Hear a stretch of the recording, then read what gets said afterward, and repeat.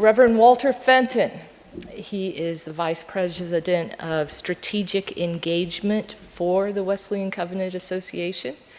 He is actually a member of the Greater New Jersey Annual Conference, but resides in Woodland, Texas, where he's been over 10 years. You've been there, right?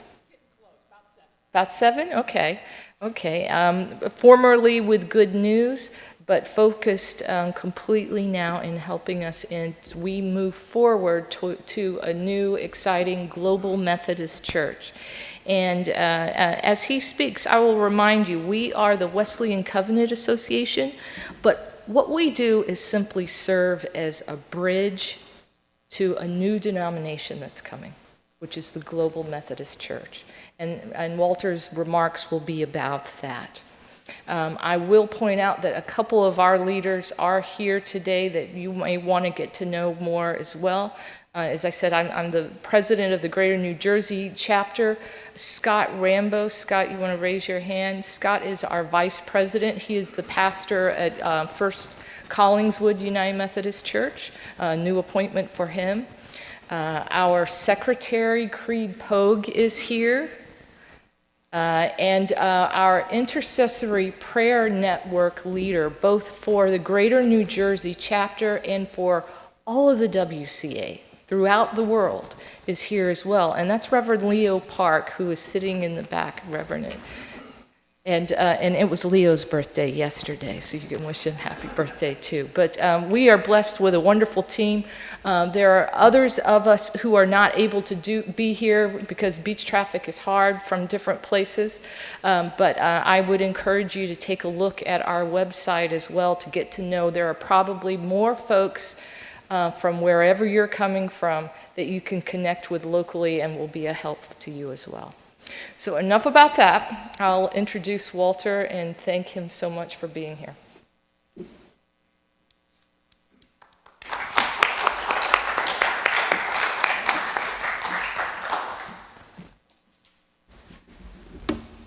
Thank you very much, Beth. And I want to also say a word of thanks to Jay Reimer for opening up the Tabernacle and allowing us all to be here. Very much appreciate that. And I also want to thank the regional chapter leaders who brought this event together. Really appreciate all of the hard work they do all across the country. Many of you know we have regional chapters almost in every annual conference in the United States, and many more regional chapters in Africa and Europe and the Philippines. So before I begin my presentation, my good friend Rob Renfro, who was supposed to be here this morning, wanted me to tell you how sorry he is that he's not able to be here today. He looks forward to joining with you another time, and I hope that does come to pass. I'm quite confident you'll enjoy Rob. He's a wonderful speaker and a wonderful preacher. The other day, Rob, he sent me the x-ray of his broken foot. That's why he can't be here. And I typed back to him and I said, it looks like someone stapled your bones back together with tangled barbed wire. It was just incredible. He had a severe break, and on doctor's orders, he was told that he could not travel. Well, my presentation this morning will come in 3 parts. I'm going to spend some time talking about what I think are our shared hopes for the Global Methodist Church. And second, I'll spend some time talking about where things stand regarding the protocol for reconciliation and grace through separation and the 2022 General Conference.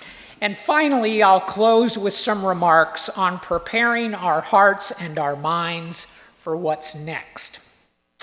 Earlier this year, when the Transitional Leadership Council, the body that is responsible for the coming formation of the Global Methodist Church, earlier this year, they knew that when they released news about the Global Methodist Church, that it would create a great deal of interest from Methodists all across the United Methodist Church.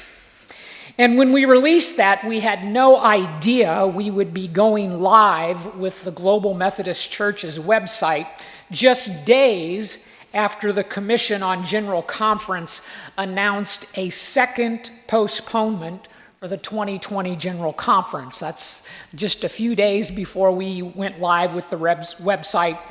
They came out with the news that we would not have the United Methodist General Conference until late August, early September of 2022. And of course, that announcement came as sad news to theological conservatives who were hoping the conference would meet this year and that conference would swiftly pass the protocol so that their local churches could vote to join the Global Methodist Church.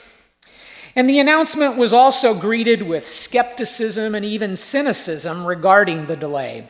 Some people believed the postponement was simply a tactic to keep the protocol from coming before the General Conference, and so for keeping theologically conservative local churches locked in a denomination they no longer want to be a part of.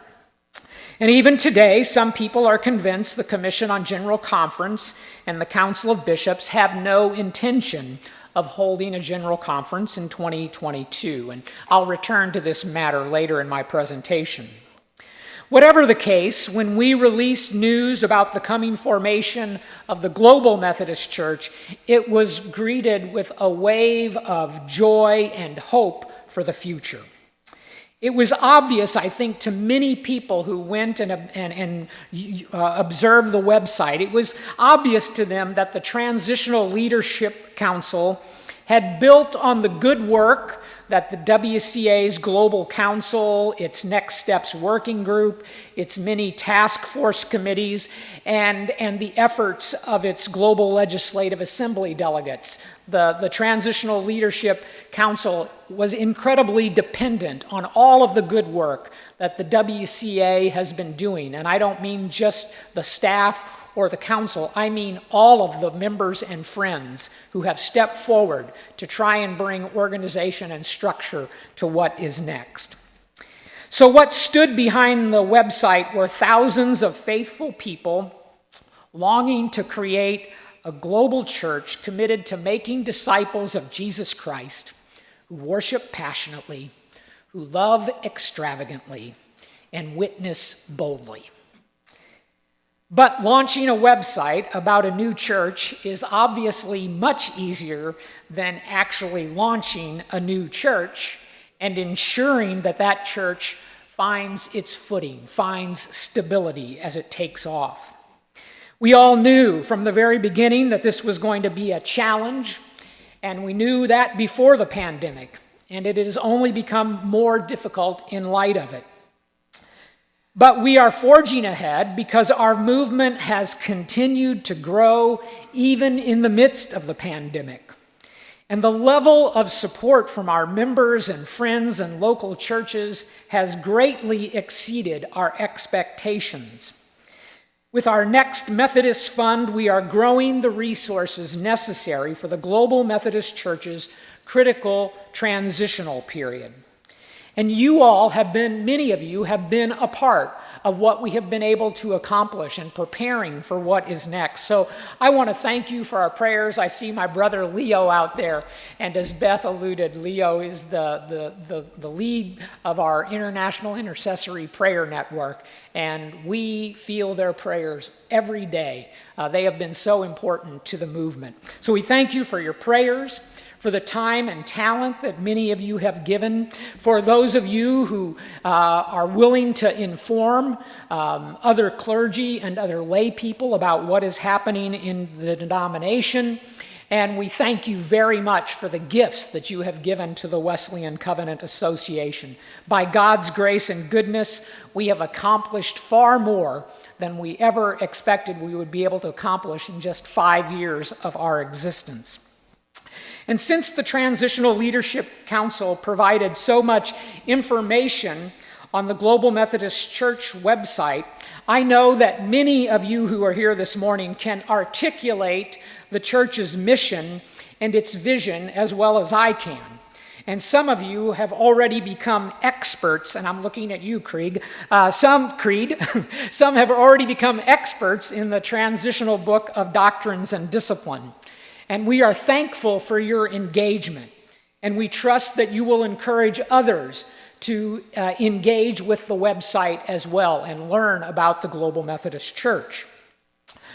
But by way of reminder to some and as hopeful news for others, let me provide a brief sketch of what we think the Global Methodist Church will look like before and even after its convening General Conference.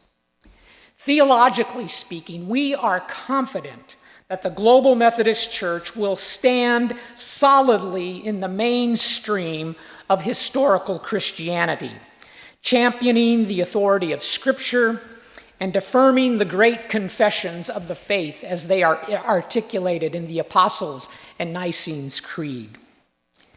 Organizationally, we anticipate that the church will bear the marks of classical Methodism. It will be a connectional church with local congregations connected to other local churches through annual conferences, and then connected to sister local churches all around the world through a general conference.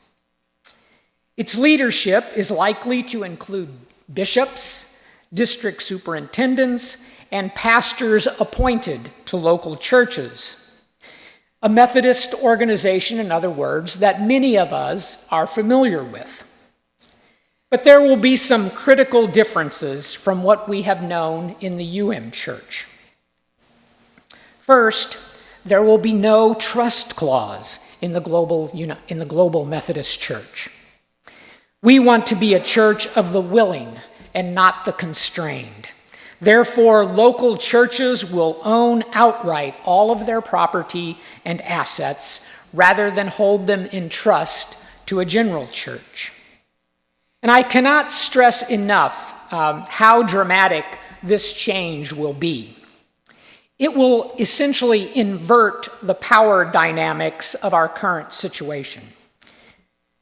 Without a trust clause, the Global Methodist Church's leaders and its general agencies will either have to demonstrate their value to fulfilling the church's mission and vision or face its defunding. Consequently, the general church and its organizations will have to be nimble, flexible, and most importantly, effective. In short, the Global Methodist Church will not have a bloated and calcified bureaucratic structure composed of various boards and agencies. Its structure will be driven solely by the vision and passion of the people who will fund it and require it to fulfill the church's mission. Another important and critical difference is that bishops will not hold lifetime tenure in the Global Methodist Church. For at least the past couple of decades, it has become clear that many United Methodist bishops are operating with a serious trust deficit. And in fact, if their lifetime tenure were not a constitutional matter requiring a 2/3 vote at General Conference to annul their lifetime tenure, they would have already been term limited. At the 2016 General Conference, I think a lot of people forget this, but at the 2016 General Conference, over 60% of the delegates voted to term limit UM bishops. So it is not just an issue that animates theological conservatives. It is a matter that the vast majority of United Methodists want to see changed, and I believe it will be changed in the Global Methodist Church. None of us can say for certain how the Global Methodist Church's convening General Conference will organize the church in all its particulars. But I am confident that I am not going out on a limb when I tell you that the Global Methodist Church will not have a trust clause, and its bishops will have term limits. Now let me come to those matters that most excite people who want to be a part of the Global Methodist Church: ministry and missions. I'm confident our movement has grown so rapidly and will launch with excitement because our people are passionate about ministry and missions. Matter of fact, the challenge for us will be where to focus our passions. What missions and ministry do we think are most important and most critical as we begin the new church? Here are 3 areas that inevitably come to the fore when I listen to people excited about the Global Methodist Church. First, there is a commitment to invest in young people, lay and clergy, who hear God's call to plant new churches and revitalize existing ones. And when I hear people talk about this commitment, it's not in some breezy, idealistic way that they talk about this. When they say they want to invest in young people, they mean invest substantial financial resources in helping young people get a solid, theologically conservative seminary education, and then providing them with the resources to plant new churches and revitalize existing ones. And people don't want to just do this in their own communities. They want to do it in New York City, in Nairobi, in Moscow, and Manila, and I'm confident that we will do just that. They are excited about connecting with local churches all around the world who share their passion for investing in young people and planting and revitalizing churches. Second, people associated who want to be a part of the Global Methodist Church are fired up about holding one another accountable to becoming obedient and joyful disciples of Jesus Christ. I know this because whether it's at my small group breakfast with some men, some laymen in the church where I attend, or whether it's listening to someone like Dr. David Watson of United Theological Seminary give a presentation at one of the WCA's global gatherings, we hear a great deal of talk that there is a humble acknowledgement on our part that we all have to go deeper into our understanding of the faith and our daily practice of it. So this is another distinctive that I'm sure much energy will be poured into, helping us to go deeper into the faith and to be accountable to one another to actually practice it. And finally, if we're to be a truly global church, we have to be intentional about global missions and ministry. And there is an acknowledgement across the board that if we are to be effective at global missions and ministry, then we have to address ethnic, racial, economic, and gender disparities in the church, things that divide us and keep us from being as effective as we know we can be. All local churches in the Global Methodist Church will need to be intimately engaged in local and global partnerships that include men and women, people of color, and people of many nations. Now, much more could be said about the Global Methodist Church, and I do encourage you to go to globalmethodist.org and learn more about the Global Methodist Church. There's a tremendous wealth of information there that will bring you up to speed on the Global Methodist Church. But I'm going to leave things there for now and go on and talk a little bit about some other matters. Before we can get to the Global Methodist Church, we continue to believe that it is important for a general conference to pass the protocol for reconciliation and grace through separation. So where do things stand with the protocol? Over the past several months, we have received a number of reports from WCA Chapter Leaders that go something like this. In a recent meeting, our bishop told us no one supports the protocol anymore. Or our bishop told us the protocol is dead. In responding to these reports, our first inclination is to ask some questions. Did the bishop tell you how he or she knows the protocol has no support, or why it can be pronounced dead? And we ask these questions in all sincerity. because the WCA genuinely wants to know any and all definitive information there is about the protocol. For the past 18 months, the WCA's advice to almost all local churches has been to await for the passage of the protocol rather than embarking on an arduous, time-consuming, and very expensive bid to disaffiliate from the UM Church.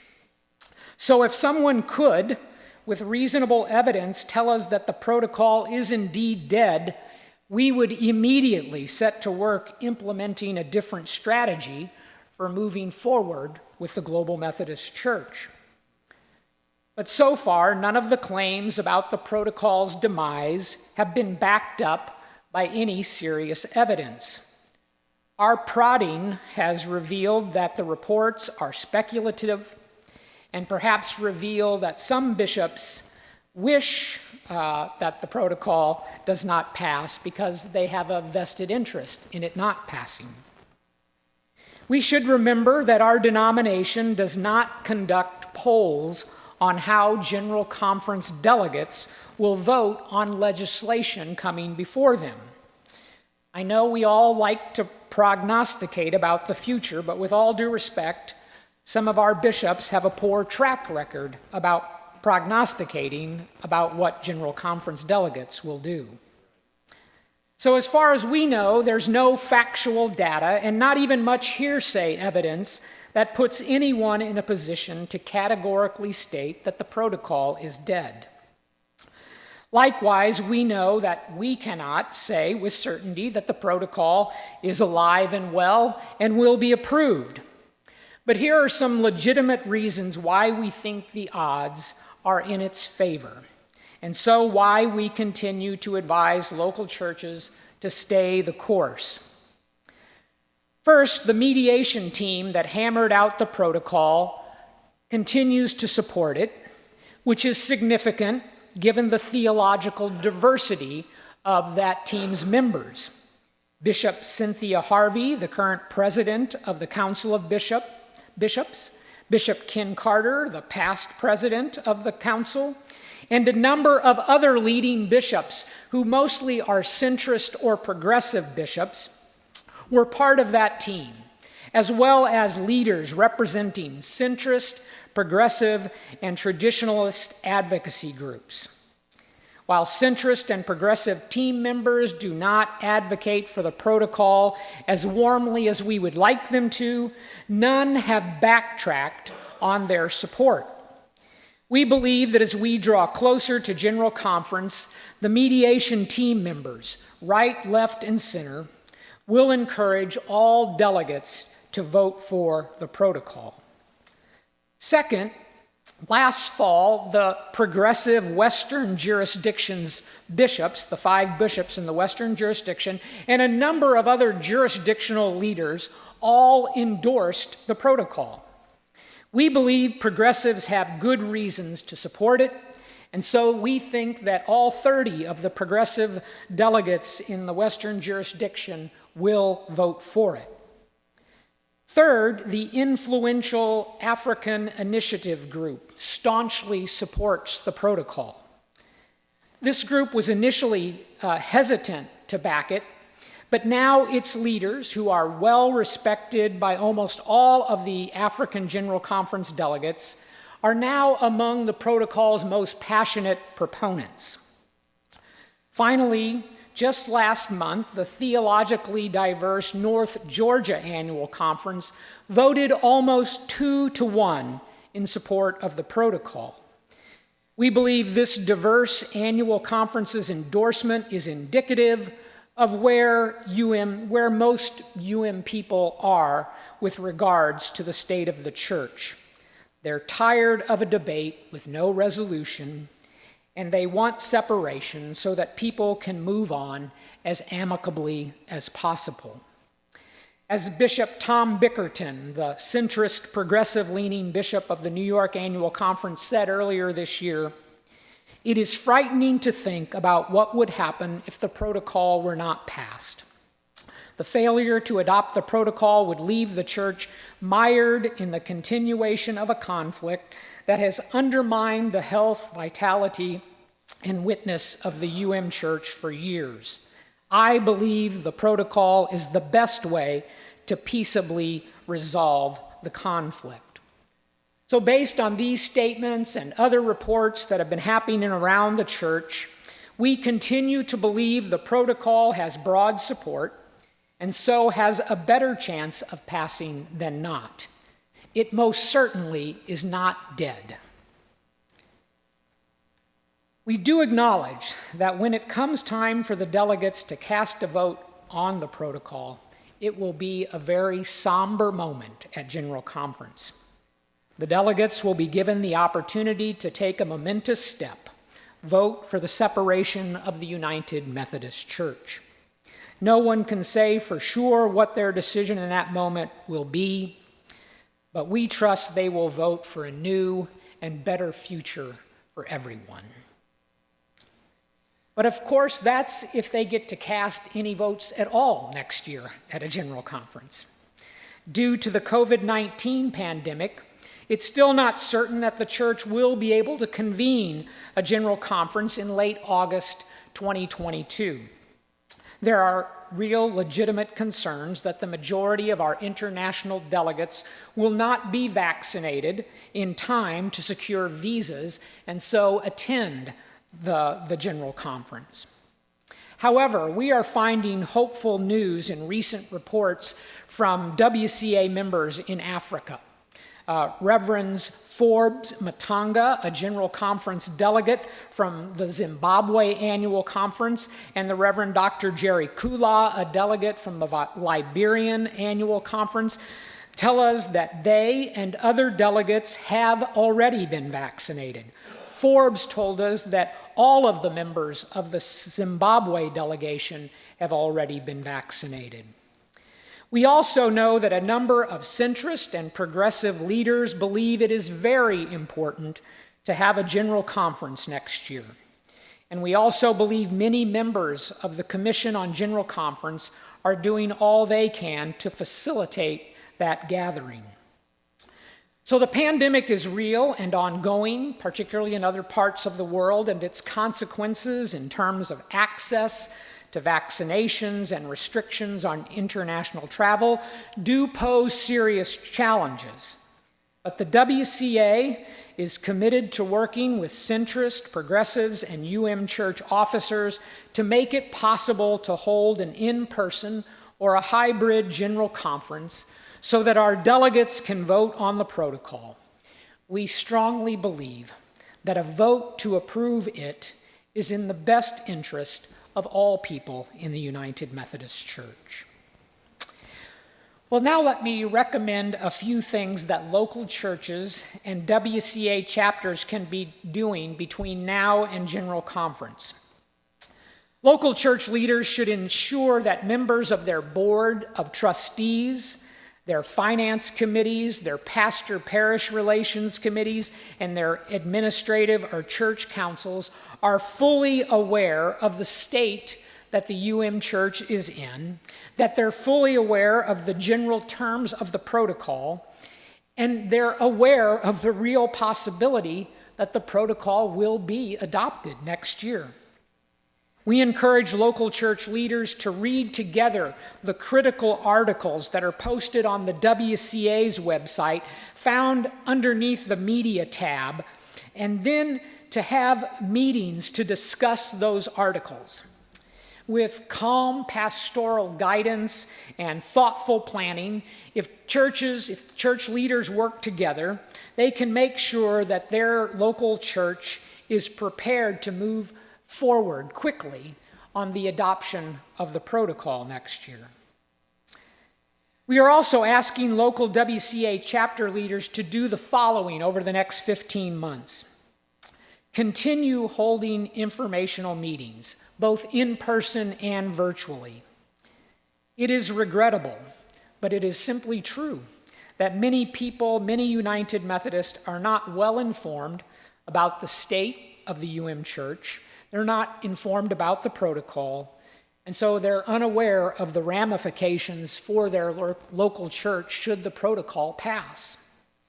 Second, we encourage our chapter leaders to submit a petition to your 2022 annual conference session, calling on your general conference delegates to vote for the protocol.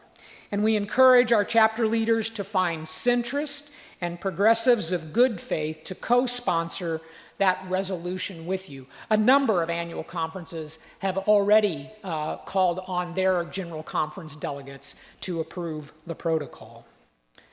Finally, let me close by saying what I think are the most important things for those of us embarking on the creation of a new church. As I said earlier, we all knew from the beginning that this work would be hard, and in light of all that has happened in our churches, in our nation, and in the world this past year, it's become a little harder. So there are some important things we all need to acknowledge. Since what we are doing is going to be hard, we'll need to demonstrate perseverance and faithfulness. I don't care how many of you there are or how few of you there are. We have to demonstrate perseverance and faithfulness. Since we're going to have to make some difficult decisions together, and we won't get everything right out of the box, we must be patient with one another. And since we will have our own differences, we'll need to come together with warm hearts and open minds. In short, we must be prepared to live out that New Testament agape love that Paul wrote about. And Paul wrote about that agape love not for the sake of people getting married, but for people coming together to be a church. Let us remember those words that Paul wrote to that fledgling church in Corinth.